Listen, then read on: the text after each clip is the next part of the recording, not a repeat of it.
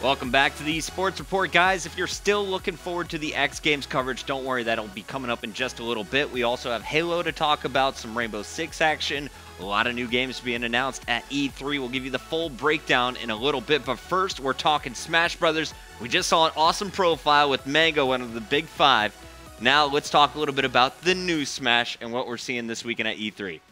So, I mean, this weekend, they just showed off a bunch of new stuff this morning. Nintendo showed off all their new games, but they actually showed us a lot for Smash, which is pretty cool. And two of the big things they did was characters. And they showed us two new characters. Now, they showed us the Mii. We know a lot about the Mii. I mean, we know the Mii is essentially just your character as you know, really. But we also saw Palutena. And Palutena is from Kid Icarus Uprising.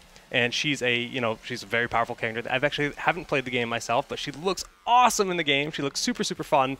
And honestly, the amount of like control she has on the battlefield and the priority of her attacks just look really, really good. So I'm pumped to get my hands on her. And that sounds awkward. How many Smash characters are there going to be total? See, we don't know. Okay. They actually leaked an image of the new roster, and the roster is actually pretty small in total. I mean, you can look here. There's not a lot of characters, but there's a lot of characters that they have announced that are not on here. So we don't know how this is going to scale. The images could get a lot smaller. They could shrink things down. I mean, as you unlock more characters, the screen could look completely different. So we could have 40 characters for all we know.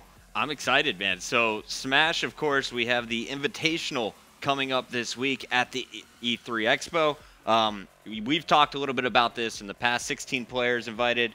Yep. They're going to be playing in a tournament, starting off with some free-for-all action, and then they're going hardcore esports for the grand finals with some best-of-5 action. Is that correct? That is correct. I mean, all the players are there now. So all the players are in LA. They're actually at the venue, and they're all actually practicing the game itself. So, I mean, the players, yeah, we can see the Invitational right here. It starts at 7 p.m. tonight Eastern Time, 4 p.m. Pacific. And this top 16 players playing the game, not necessarily top best in the world, but, you know, a very good top 16 players are going to be there competing in the event. They all have to lock into one character for the event. It's through a draft system where they pull a number. They have to pick one character for the entire event. And actually, we released a video last night. If you haven't seen it, it's on our YouTube channel. But actually, Korean DJ said he's going to play Villager. And Villager's a really weird-looking character. And, you know, even PP said, I think that Korean DJ is going to try to take Marth from me. And then immediately after, Korean DJ is like, no, I'm going for Villager, which is super hype because I can't wait to see the new characters in action tonight, actually. I was going to say this weekend, but it's tonight. It's tonight. It is finally here, and I know you're throwing a viewing party in the office. We already have our fridge stocked full of beer, ready to celebrate. But after the viewing party, you're going to be doing a little discussion right here on MLG.TV. Correct. I mean, we got some of the guys coming to the office. I mean, Reno's coming by. We got some other guys coming by. We invited a few people to come out, hang out, watch it with us.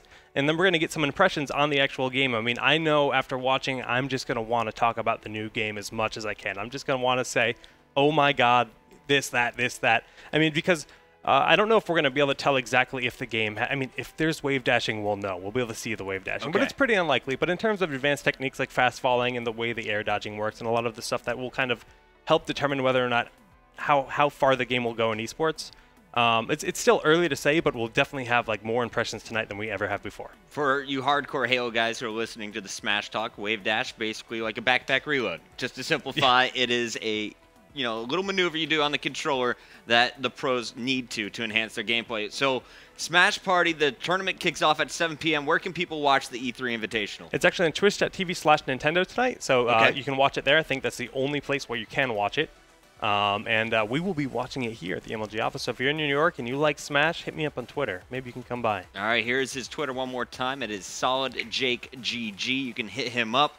Awesome viewing party, Smash News, Smash Tournament coming up at 7 p.m. Jake will be breaking it down with the boys live from the office. And what channel are you going to be streaming on tonight for the discussion afterwards? That'll just probably be ESR. We'll probably just do it right on this channel here, honestly. Perfect. Yep. All right, ESR, there's the new look at the Super Smash for Wii U. Tonight we get a chance to see some legends as well as major community figures battling it out live from E3. Super excited for that. And Jake, that's not the only good news. Of course, we'll be talking about Halo in a bit, but I want to go into Dota 2 here from Smash. Now, we saw an awesome tweet from Red Eye. He's one of my favorite people to follow on Twitter. He's been in esports basically just as long as I have, if not longer.